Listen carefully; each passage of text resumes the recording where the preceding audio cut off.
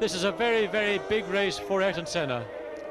Yes, just the odd spark coming from underneath the car where it's bottoming out. What about the racetrack? Do you like the look of the new racetrack? I think it's a very good racetrack, obviously. They've put a lot of thought into it, but it's been shortened from the original 4.5 miles. Look at that, Ayrton, right on the very edge of the racetrack. But they've shortened the track down 2.5 miles, and really, in a way, I'm disappointed because the Interlagos racetrack, in my view, was one of the world's all-time great race circuits. Well, we can call this man a 30-year-old now. His birthday was just a couple of days ago, and he's certainly giving himself a birthday present here with a really flying lap. A beautiful Honda V10 engine in this latest McLaren, using all the road up, John. Yes, Senna, I mean, he's got this ability to go out and do these blindingly fast qualifying laps, and we're just going to wait and see what he's going to do on this one. Look, he cuts across the pit lane entrance, and that's probably, I would say, rather cheeky of him, because most drivers are trying to stay out of that lane. Well, that's his time. 1 minute 17.769. Speed of 124.4 miles per hour, just slowing down now, cooling down that. Ayrton Senna, that is the provisional pole time. If he maintains that position, it will be the 43rd pole of his career. And, well, he's just tootling round now and back to the pits. Yeah, these qualifying tyres, Andrew, they're only good really for one lap at a time. If you're lucky, you might make one set out of the two at the end of the day, but usually it doesn't really give you any advantage. You just got to get that one clear lap. Yes, and we just saw a couple of the lakes there, those rather red, muddy lakes. This circuit Interlagos between lakes, literally. Yes, those lakes have been there way back in the 70s as well, and it was a bit of a concern. Well, Gerhard Berger now on his quick lap. Gerhard Berger attempting to make it on all McLaren front row, and indeed Gerhard second fastest, but now he joined Thierry Boutsen on his quick lap. Thierry recording the third fastest time of qualifying. Quick shot from off the camera. Now we go to the other Williams, Riccardo Patrese. These pictures recorded earlier, and indeed Riccardo Patrese setting the fourth fastest time. Front row of the grid provisionally, Senna, Berger. Second row, Boutsen, Patrese. What about the Ferraris? Well, that's a big improvement for the Williams, because in Phoenix 2 weeks ago they were decidedly off the pace, and suddenly they're back on it again and ahead of the two Ferraris, something I hadn't expected to happen. Where is the time? 18.465, good for fourth position so far. More qualifying tomorrow. That, of course, will be live and world exclusive on EuroSport. The Patrick Head designed Williams. It's amazing, Andrew, now he's going quicker, the car begins to look better. Yes, Nigel Mansell recorded the fifth fastest time, and this man, Alain Prost, sixth. So, provisionally, the third row of the grid will be Mansell and Prost in the two Ferraris. I think, John, you expected to see the Ferraris a little higher up the grid in front of the Williams. Yes, I did, but Alain Prost complained after the practice session finished that his engine didn't feel as powerful as he had hoped for, though he was still the quickest car down the straight, but that indicates they're running with very little downforce on the car, and in fact Nigel Mansell has decided to add more downforce to his car for the Saturday qualifying, so therefore their speeds may be down in the straight, and it may justify Prost's complaint of not having enough horsepower. News too, John, of a problem with Ayrton Senna's neck, I believe. Yes, during that wonderfully quick lap we just saw him do, one of the bumps in the circuit gave him a jolt in his neck, and he ended up having a stiff and painful neck, so he's decided to have a head restraint or a head strap fitted to his helmet to keep his head upright, but he doesn't anticipate any big problem in the race. They've got the Willie Dungle Massage team with them this weekend, so any problems with his neck will be well sorted out before Sunday's race. Willie Dungle, the Austrian that's looked after your health in the past. Another shower of sparks from Alain Prost. He's cooling down now, 1 minute 18. Still we're seeing Alain Prost. Seventh fastest in qualifying, Pierluigi Martini, the man who was so sensationally right up at the front at Phoenix, Arizona. And eighth fastest, Andrea De Cesaris, rounding out the top 10, Jean a lazy ninth, and Philip Alliot 10th. And here is Martini just going past one of the Onyxes. The highest of the Pirelli runners, that's a little Pierluigi Martini. The Minardi running, of course, with the conventional V8 engine, the old, venerable old Cosworth engine. These engines, Andrew, the V8 Cosworths and Judds, are really at a bit of a disadvantage at Interlagos. it is a power circuit, and also, of course, Interlagos or São Paulo is 800 meters high, 2,500 feet, and that takes its toll on the V8 engine slightly more than on the V10 and V12 opposition. News of your fellow Ulsterman, Martin Donnelly. He's in big problems in the pits. Well, Martin Donnelly and Derek Warwick have had problems. In fact, Derek Warwick is the one that suffered more. His race car was unable to practice. It had a fuel pressure problem. They didn't want to use the spare car for some reason, so it meant Martin Donnelly only got 5 laps in his race car. He jumped out, let Derek Warwick get in, swapped the car around. So they 2 drivers in 1 car this session. Here's another disappointed man, only 13th fastest from Nelson Piquet in the Benetton Ford. Remember, Nelson was really back in the speed at Phoenix. 13th fastest, a number of little niggling problems with that car. Yes, he also had a few problems with traffic, and this circuit, in fact, looks going to be a difficult one for overtaking in the race. And I think if you get behind a slower car, with the number of corners that flow into one another, getting past is going to be a difficulty, and Piquet had that problem during qualifying today. Yes, and his teammate Sandro Nannini in 15th spot. Good news from Gianni Morbidelli, who crashed at Phoenix, 16th fastest. Barilla 17th, Suzuki 18th, Nakajima 19th, Larini 20th, and there is the top 4, Senna, Berger, Boutsen, Patrese. Ayrton Senna on the pole, Nigel Mansell 5th, Alan Prost 6th, and Pierluigi Martini. You've seen all their laps here on world exclusive coverage of qualifying on Eurosport. 13th was Nelson Piquet, 14th Martin Donnelly, and at 25th spot we heard about the problems of Derek Warwick. Well, that's it for today. Friday's qualifying. The racing really is on here. From John Watson and myself, it's goodbye. I hope you're with us tomorrow for that very special coverage from Eurosport. Senna in the brown and claggy. The McLaren spun off at the corner, named after him. He needed a cut toe to get him out, so even Senna, the great Senna, can make mistakes. Alan Prost still in 6th spot in his 2nd drive with Ferrari, just a fraction of a second behind Nigel Mansell. Here's the reigning world champion talking to a French interviewer, and he seems happy enough with that new team. Alan Prost still in 6th place. And news from the Longines monitor. That man there, Jean Alesi, is one of the few today to improve. He has moved up to 7th spot. He's ahead now of Pierluigi Martini. Can Ayrton Senna hang on to pole position? I'm Andrew Marriott, my co-commentator John Watson. Well, Senna was fastest yesterday, and let's have a look at that sensational lap. John Watson is going to talk us through it. Ayrton Senna coming up now to the centre curves. 3rd gear corner, dropping downhill, 4th gear, and this now is coming onto the fastest, 2nd fastest part of the circuit, where in 6th gear he will get up to something like 180 miles an hour before he has to brake. Back down to 4th gear for a very fast and tricky left-hand corner running between the 2 lakes that are built inside the circuit. Up to 5th gear, running out and just grabbing 6th briefly before he comes back down to 4th gear for this double right-hand corner with a nasty bump on the exit of the 2nd part.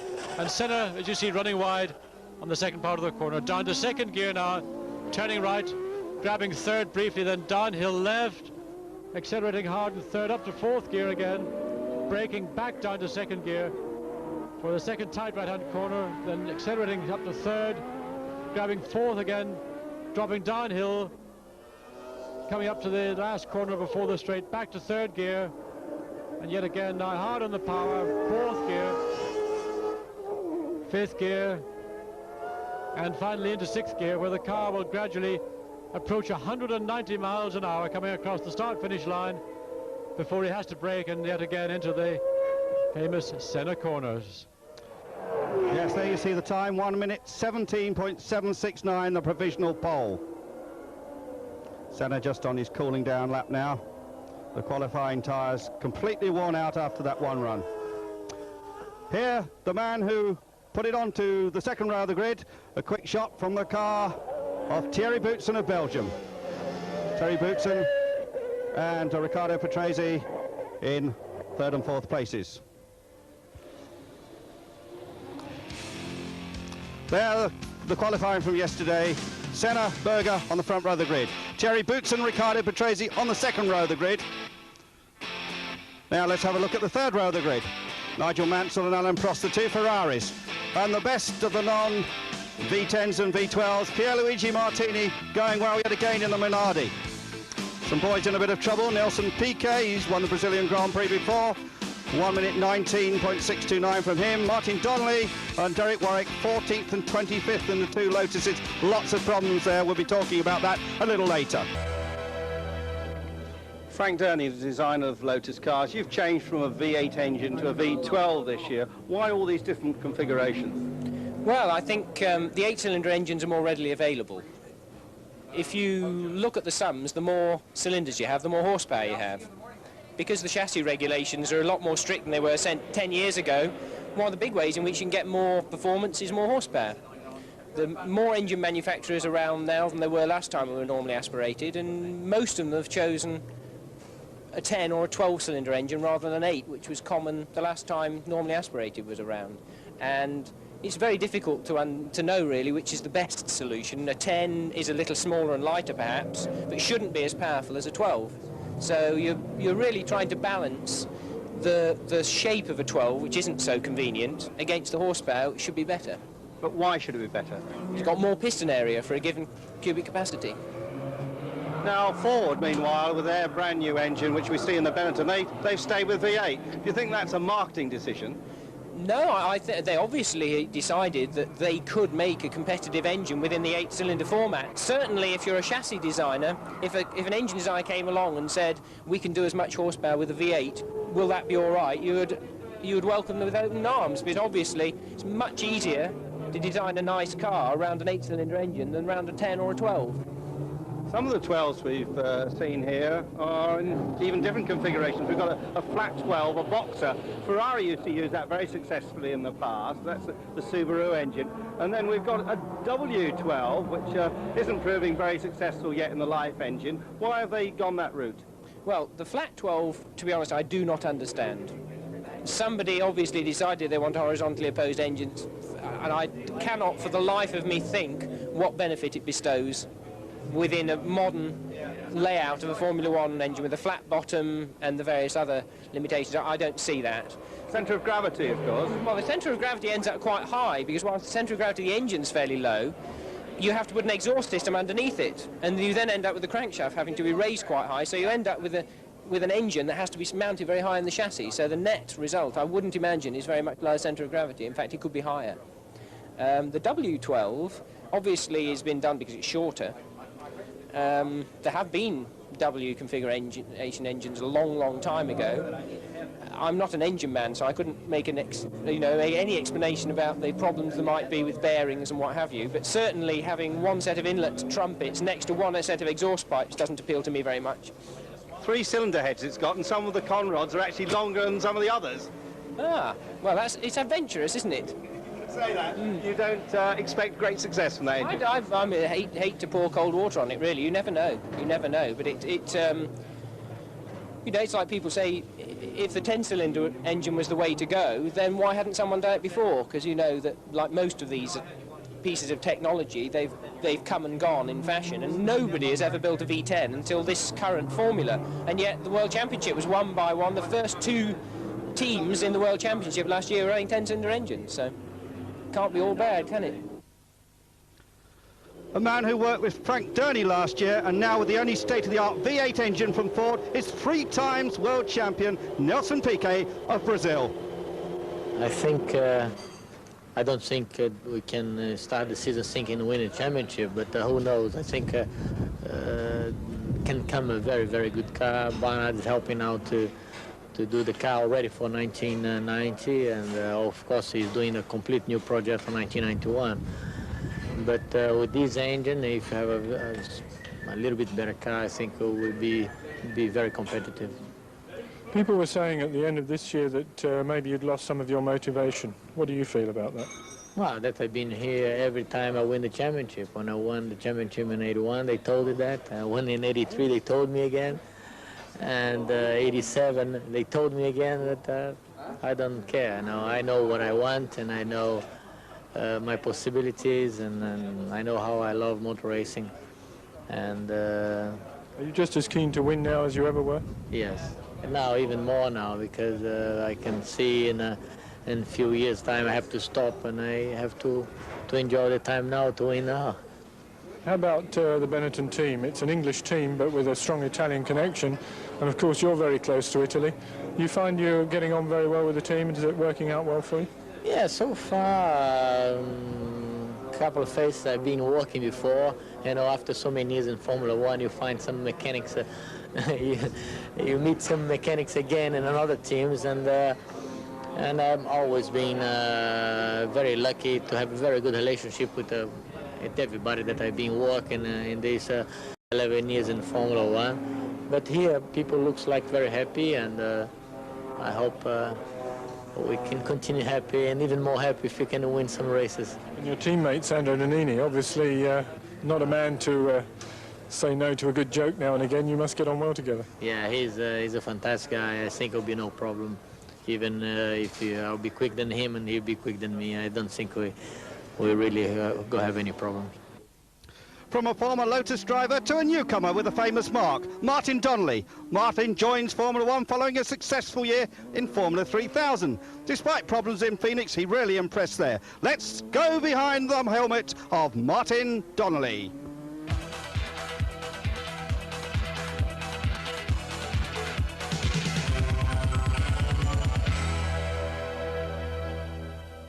Martin, in Formula One terms, you're the new kid on the block. How do you feel about being a rookie?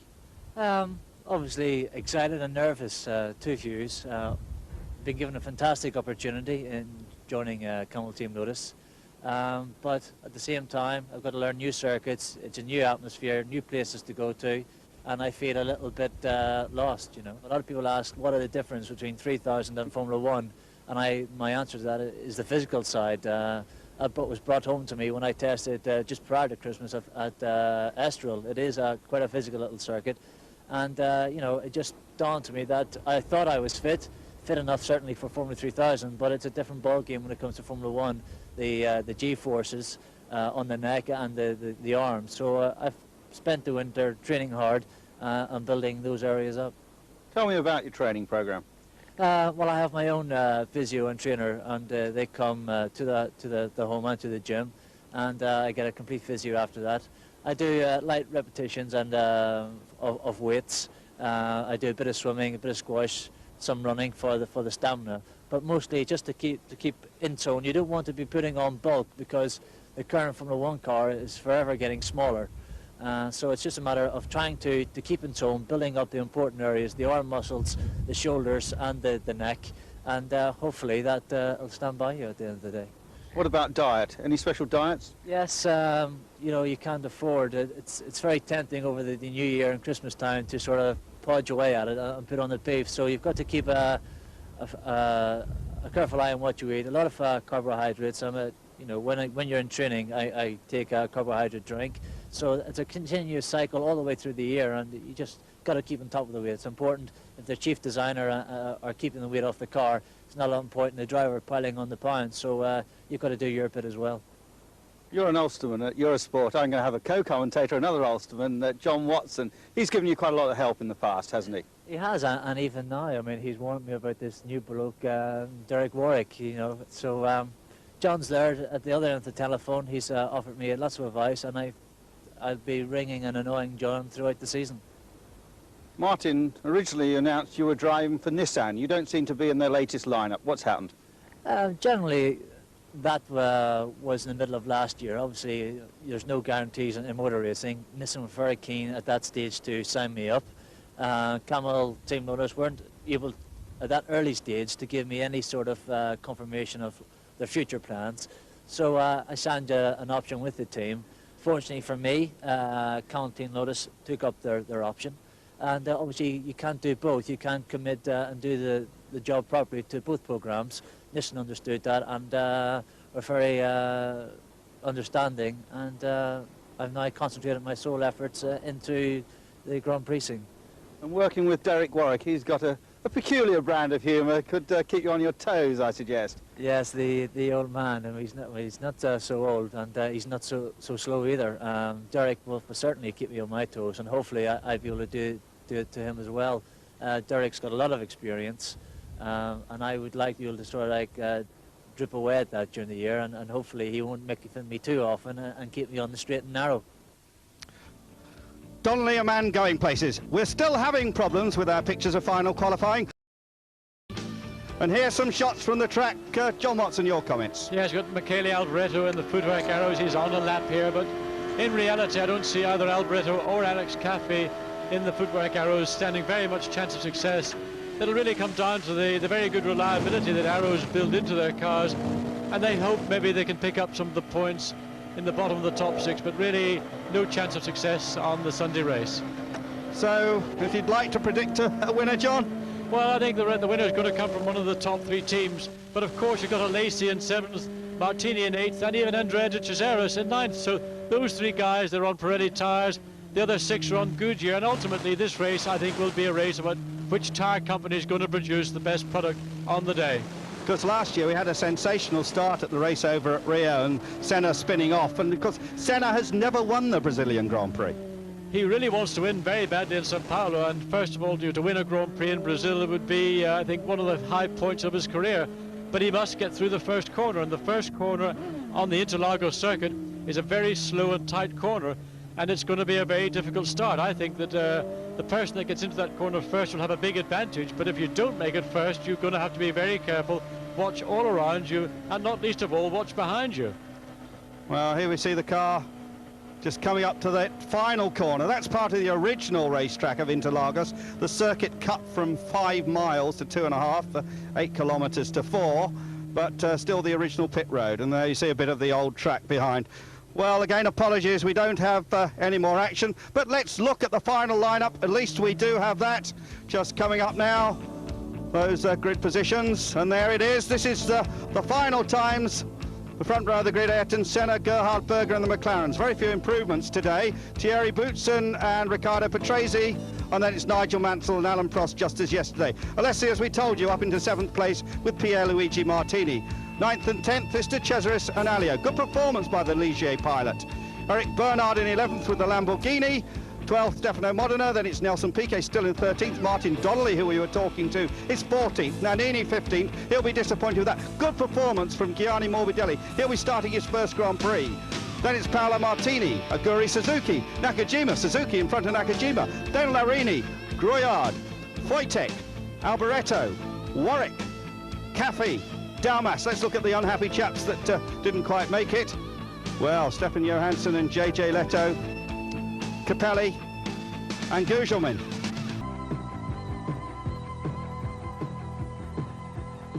For 1990, the Brazilian Grand Prix moves from Rio to the Interlagos circuit near São Paulo, and the drivers like it. São Paulo is Ayrton Senna's hometown, and he's yet to win in Brazil. To everyone's surprise, the dominant Jean-Marie Balestre, head man of the sport's governing body, has turned up at Interlagos. Surprise, because after Senna's winter political problems, Balestre is loathed in Brazil. So, Jean-Marie's got guts, and some pretty heavy bodyguards.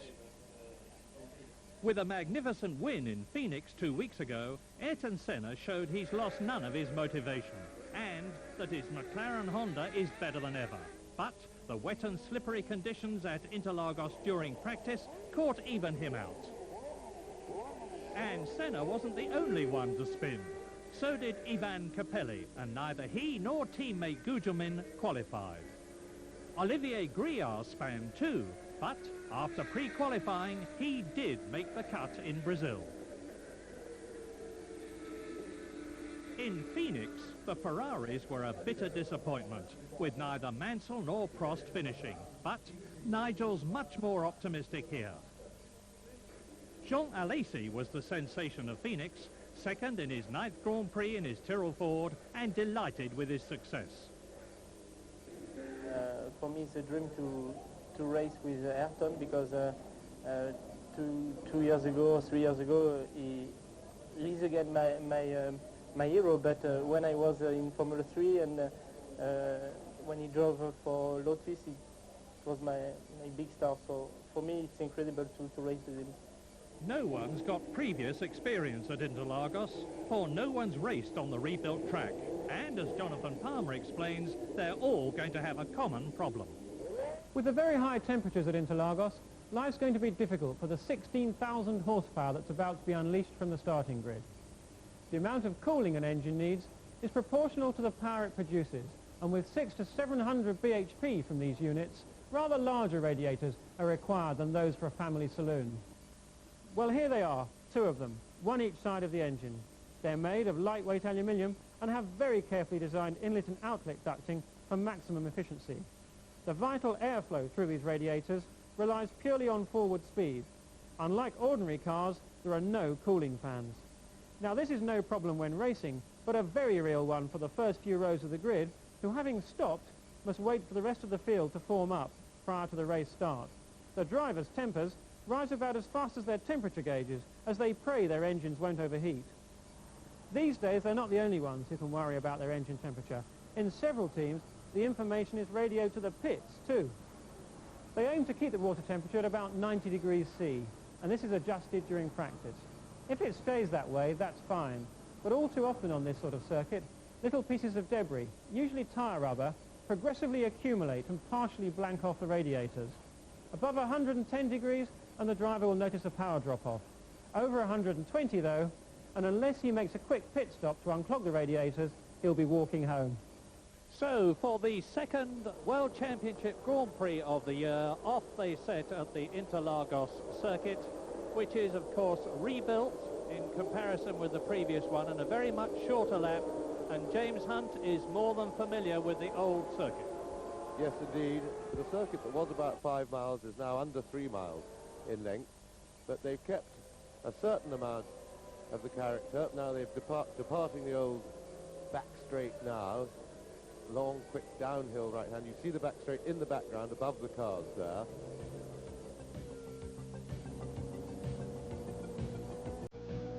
On the grid, 2 McLarens, 2 Williams and 2 Ferraris lead the way.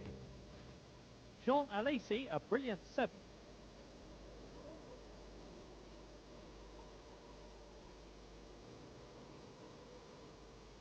Martin Donnelly is 14th.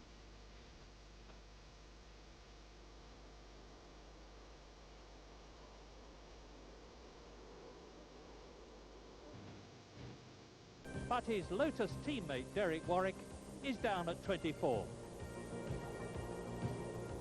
So, as ever, watch for the lights, the red, and then something like a maximum of 7 seconds before the second championship race of 890 starts. And they get away very quickly indeed. And Senna gets a brilliant start. Berger in second position. Up into third place for Williams, and there was a contact. Bottom left corner, it's Alesi, I think, trying to sprint his way through. Somebody's gone off, and I can't see who it is from here. But I can tell you that Alesi was in the middle of that batch that made contact. And now Ayrton Senna is leading with his teammate Gerhard Berger in second position. 2 McLarens leading. And Berger had to really fight, and now we're looking at the start again, and crazy, I think it must have been just by the style of the driving. I couldn't see whether it was he or his teammate was having a big nibble, but look behind, Alesi going between the Dolaras. Yes. It's Andrea De Cesaris, I think, who's made contact, and we'll check on that later, but let's hope that they're not going to stop the race. There are tens of thousands of Brazilians here rooting for their hometown man, and right in his wheel tracks, and therefore taking a buffeting from Senna's McLaren Aerodynamics, is Gerhard Berger. With the Williams in third position, that is Thierry Boutsen. In fourth place, it is Alain Prost at the end of the first lap. Fifth is Nigel Mansell. In sixth place, it's Patrese. In seventh place is Alesi. So, over the line now, 2 laps completed. Now let's see if we get the gap between Gerhard Berger and in third position, Thierry Boutsen, and the answer is just a little over 2 seconds.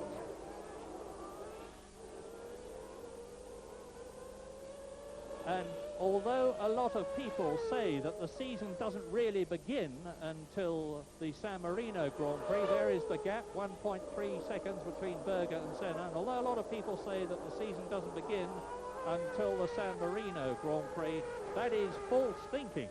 Because if Senna goes into the San Marino Grand Prix at Imola with 2 wins under his belt and 18 World Championship points, that will put him in a very commanding position.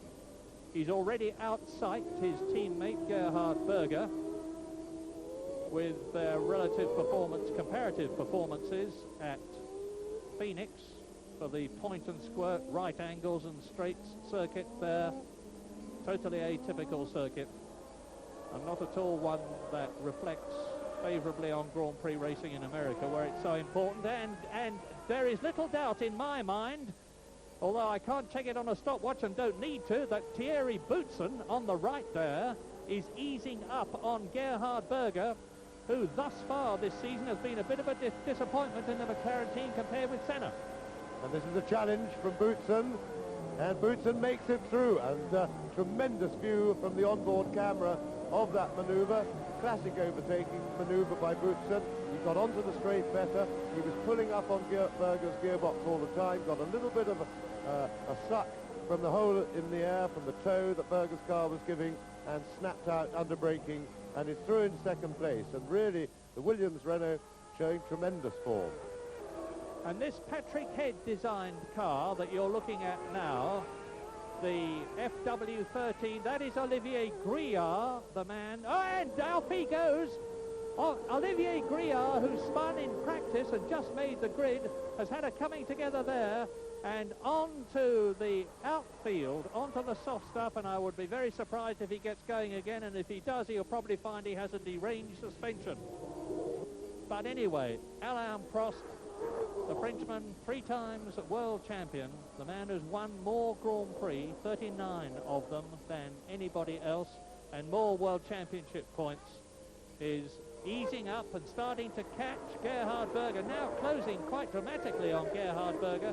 Derek Warwick, I can tell you, is in the pits in the Lotus, another miserable race for him. Yes, well, because of the looking after tyres, the leading group seems to be seesawing a little bit, because the pressure from Prost also has carried Berger a little bit closer to Boutsen. So really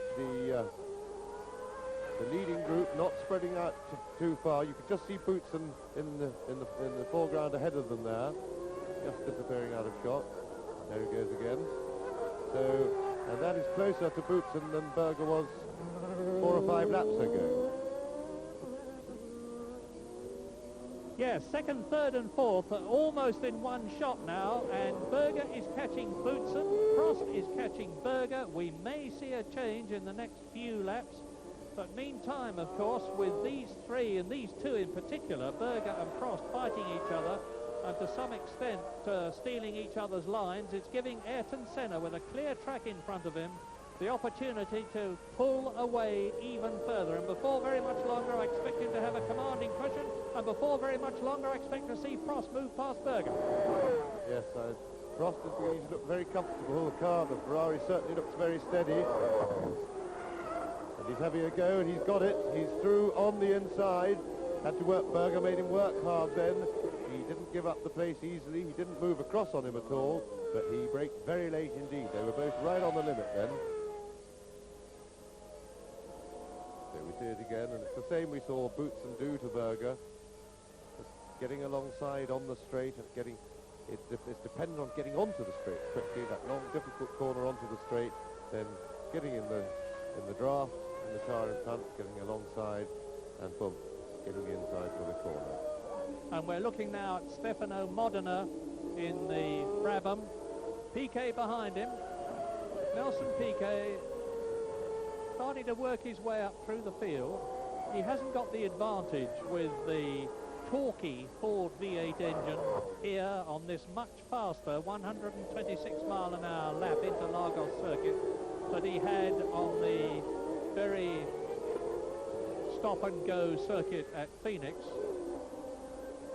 But if he can be consistent and have reliability on his side, he can do as he did in Phoenix and finish in the points, which would suit Piquet very well, because Piquet's earning power this year depends on finishing in the points. He's being paid, and he's moving up now. Nelson Piquet in the Benetton Ford, world champion 3 times, number 20, moves up ahead of Stefano Modena into 9th position. Prost having passed Barilla, and now Berger passes Barilla, so that's the third and fourth men who have lapped the Italian, the Casta heir. Thought you might like to know that. Paolo Barilla, extremely wealthy man, and Alain Prost, another extremely wealthy man, but for demand.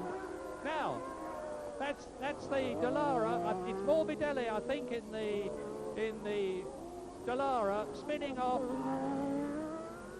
Andrea De Cesaris had trouble earlier on in the race, and that was indeed Gianni Morbidelli in his first Grand Prix, the Ferrari tester, spinning out in the Dallara. It looked to me as if it was a mistake of inexperience. It looks as if he just got a bit offline, and this is one of the circuits where offline the circuit is very dirty. This is always the case with newly laid tracks. A lot of dust and rubber, things accumulate, and of course, if not only is it very slippery when you get offline, but your tyres pick up a lot of that stuff. They get stuck to the hot, very sticky rubber, and your tyres have no grip for sometimes as much as 2 or 3 laps after that. So quite apart from the risk of having an accident getting offline, it also slows you down quite a lot subsequently, and somebody else at it. Yeah, it's Larini in the Ligier going off. Mansell in the pits, and he's already changed 4 wheels and tyres, and he's still stationary. And out goes the steering wheel. Now that's exactly what happened at Rio last year, and he went on to win. And Boutsen's hit a tyre and wheel. Now that will have done his car no good at all. And that means to say that Alain Prost will now be up into second place. You're looking at the nose of the car through the on-car camera just behind Thierry Boutsen's head. And of course, this is absolutely tragic for the Belgian. Down a new fastest lap for Ayrton Senna. They're really just chipping away at this fastest lap. There's nobody going quicker by leaps and bounds. But what a tragic situation for the Williams team and for Boutsen, because that problem really will have put them too far back down the field to stand any chance of winning. Could still be in the points. Now we're looking at Nelson Piquet, who is going great guns. The Brazilian is now in the points. He is in 6th position, and he's chasing Jean Alesi. Now the race order at the present moment is on lap 32, Ayrton Senna leading, Gerhard Berger is second, Prost, having made his stop, is in 3rd position, Riccardo Patrese is in 4th place, in 5th place it's Alesi, in 6th position it's Piquet, and that is the battle that you're looking at now. On the right, Jean Alesi, the Frenchman who finished second at Phoenix in his Tyrrell Ford with Pirelli tyres, and just behind him in the Benetton Ford, 3 times world champion Nelson Piquet, who incidentally has won twice in Brazil, 1983 and 1986. And Piquet is really going for it now. He's got more power, or should have, with the new Ford V8 engine, and that is Gerhard Berger in 2nd position. We'll be able to see, hopefully, if they pull back a bit, how far he is behind Ayrton Senna, but they would have to pull back a heck of a lot, because it is about 10 seconds. But Senna's leading, McLaren, Honda, Berger second, McLaren, Honda. This is the interest and excitement, and the Brazilians again go wild. Piquet goes past Jean Alesi on lap 32, up into lap 33, into 5th position, and I'm expecting people to fall out of this race. Nelson Piquet could be well up at the conclusion of the Brazilian Grand Prix this year. So we've got Brazilians now in the lead and in 5th position. And Thierry Boutsen on new tyres. And Senna is in the pits. Senna is in the pits. Berger is in the lead. We're looking, the producer seems to have a fixation with Nelson Piquet. We should be looking at Ayrton Senna, who is in the pits and has lost the lead, because now Gerhard Berger, the man who failed in Phoenix, is in the lead, and that is him. Yes, bearing in mind, of course, this is only a temporary situation for Berger, because he too has to make his pit stop. And now the 10.9 second stop for Ayrton Senna. He's back on the road, and that is a pretty competent stop. Now, of the leaders, Boutsen, who we saw have trouble in the pits, but thankfully got going again, is going very quickly on the new tyres, as will the others, of course. There's Senna out on his opening lap on new tyres. That's Patrese That's Riccardo Patrese spinning off in the Williams. He was in 4th position, but he's got going again before Nelson Piquet in 5th place came up to him. But of course, he will now have a lot of dirt on the tyres, and he's lost time and rhythm in going off the course there. That means that Piquet could move up, and that is the McLaren leaving the pits. That was Gerhard Berger. So now we wait to see whether it's Ayrton Senna through in the lead at the end of the 34th lap. There is the Brazilian. He's made his pit stop. He's on new tyres. Nigel Mansell said before the season began he was looking to be consistent and score points by finishing in the top 6 in hopefully 14 races. It's the best 11 out of the 16 races points that count for the championship. But Nigel scored none in Phoenix, and nor did Alain Prost. And for that matter, nor did Gerhard Berger, but Ayrton Senna did. And now on lap 36, it's Senna leading, Prost second, Patrese, who we've seen spinning, in 3rd position, ahead of Gerhard Berger in 4th place. In 5th place is Nelson Piquet as Senna goes through and laps the Dallara. And still in the points is Jean Alesi in 6th position ahead of in the Tyrrell, ahead of Nigel Mansell in 7th place in the 2nd Ferrari. 36 laps completed.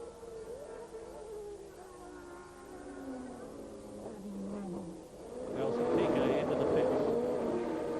Now, Piquet at least hasn't had to change a nose or a wing or anything. That was an excellent stop. Things are starting to look a bit static because the leaders have had their tyre stops, and Senna is in a very, very strong position indeed. And Patrese has finally made it into the pit, so he will probably lose 3rd place, and we'll track for you as soon as he's emerged and got going again properly where he's lying. Prost and Senna out front seem to be very evenly matched. The gaps remained very static since their pit stop. Senna's quite obviously trying to pull away.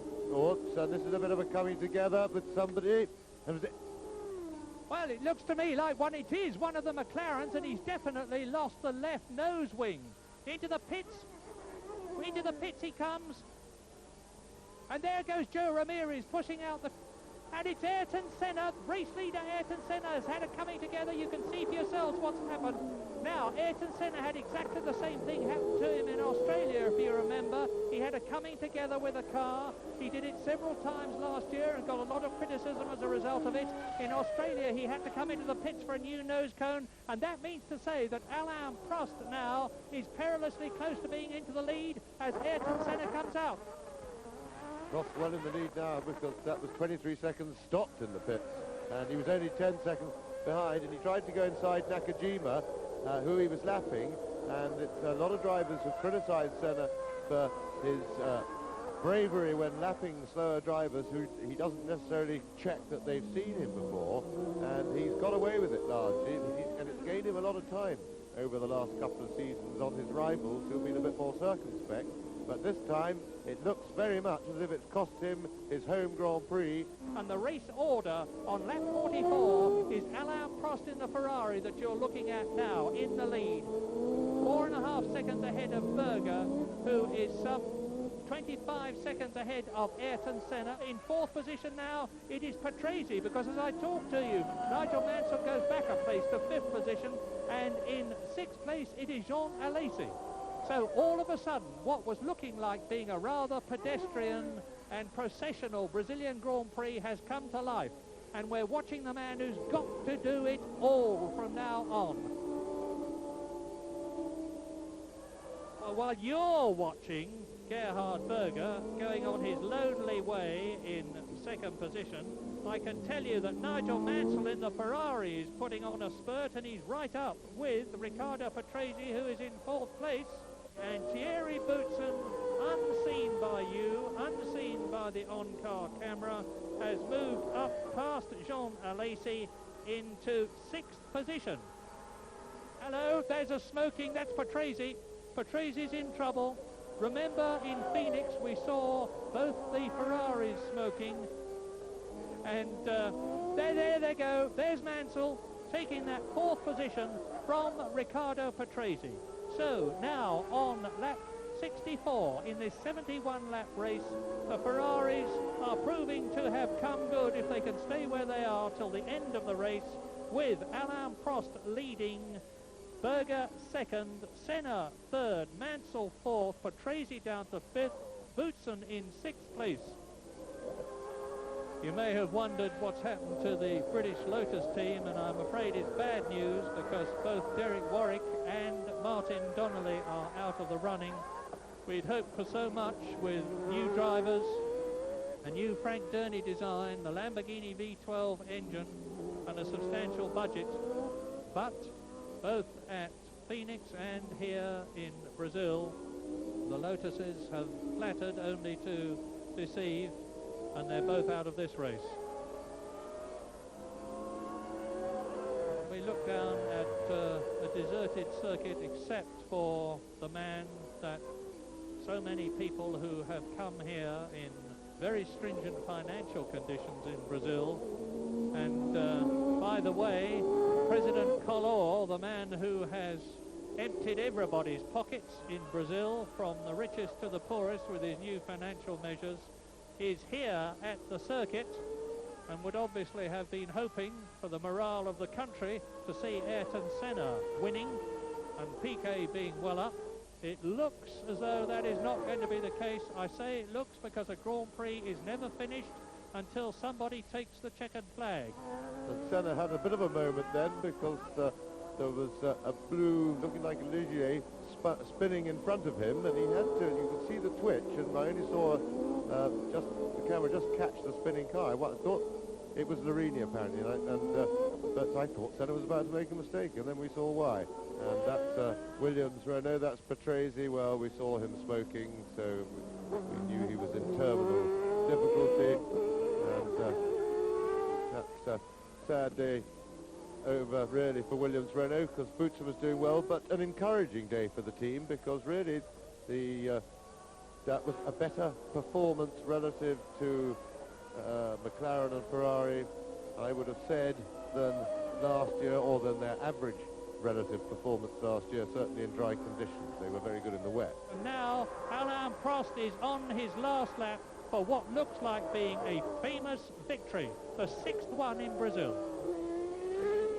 Yes, indeed, and one he's had to work very hard indeed for, because he came from the 3rd row on the grid, not an unfamiliar starting sort of area for Prost. He didn't do anything spectacular in the opening laps, but played himself in well, looked after his tyres, and then from about 1/4 distance he started, or a little bit earlier than that, to apply the pressure slowly, relentlessly.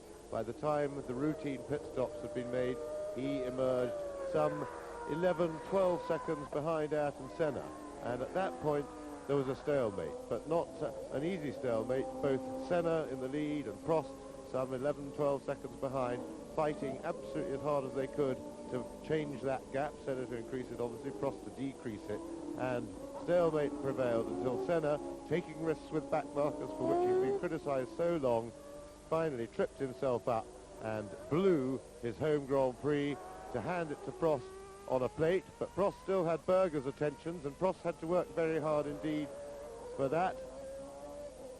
Alesi and Piquet we see battling away there as Prost comes round to complete a victory in the Brazilian Grand Prix. Yes, victory for Alain Prost, victory for Ferrari at the Brazilian Grand Prix. 9 points for the Frenchman, his 6th win in Brazil, and he was 2nd last year. And it means that Ferrari are well and truly back in the hunt. They've got quite a long gap now before San Marino, and that was Gerhard Berger finishing in 2nd position. That is Ayrton Senna coming home, I have no doubt, a despondent 3rd, and Nelson Piquet has moved up ahead of Jean Alesi into 6th position. So Brazil is going to be happy about that. Both its drivers, as Senna finishes in 3rd position and Piquet goes through in 6th position, and Jean Alesi is in 7th place. So again, the race order at the finish of the Brazilian Grand Prix.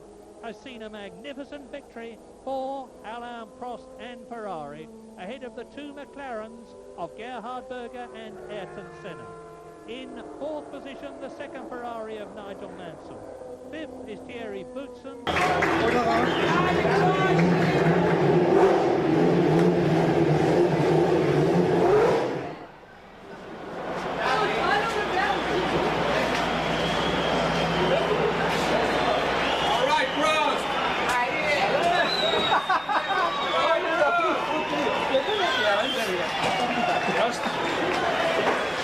Dagli l'acqua.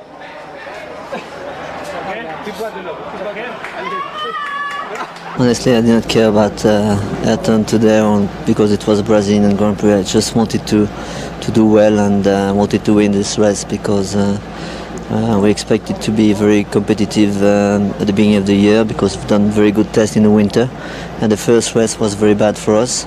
And I just wanted to push hard from the beginning, and I'm very, very happy. And for me, for sure, it's maybe my best win in my career. I mean, with the first with Ferrari after only 2 races, and also for the team it's fantastic because we have a new car, new engine coming in Imola, and I think it's a good start of the season. It's a very tough race physically for you, I understand.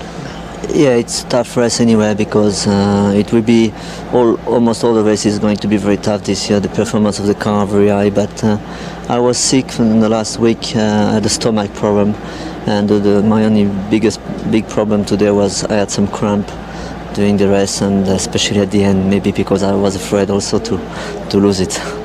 I had a lot of small problems. It's typical for a new car, new driver together with a new car. In the beginning, I think the front pressure went wrong, front tires, I got some understeer. I still have some gear change problem. I still am not happy with the gearbox. Gets better on the end of the race. I get more and more used, and then I get a big pain in my leg from braking, and then I still start to push Alan. I got to 7 seconds, and then I hear the pairing of the clutch. Again, the similar problem than I had in Phoenix, I think, and then I just try to keep my second place. Ayrton, 3rd place, you're still leading the championship, but you must be very disappointed not to have won this one at home. Of course, I think we did lots of things all over the weekend, and we had everything all right. We had a good start, good beginning of the race and good pace. The car was not perfect, but was reasonably good. I was able to beat the same with Gerhard at the beginning. He was a little bit faster, but then he fell back, and then I improved a little bit the pace, and I was opening the gap slowly just to be safe later in the race. We come to a pit stop, and I had a problem with the left rear tire. Somehow we lost more time there. I had a big moment with Patrese under braking as I come out of the pits. He tried to overtake me inside. Luckily I escaped. He lost his car under braking. And then I was between 10 and 14 seconds with Prost and was pretty much under control. The car was good, and I had a good feeling for it. But I came up to Nakajima, I stayed behind him 4 or 5 corners, and when I come up to then eventually take him, he opened the door. When I am just about halfway beside him, he come back without notice. I tried to brake, I avoid touching wheel to wheel, but he took my nose off, and then that was it.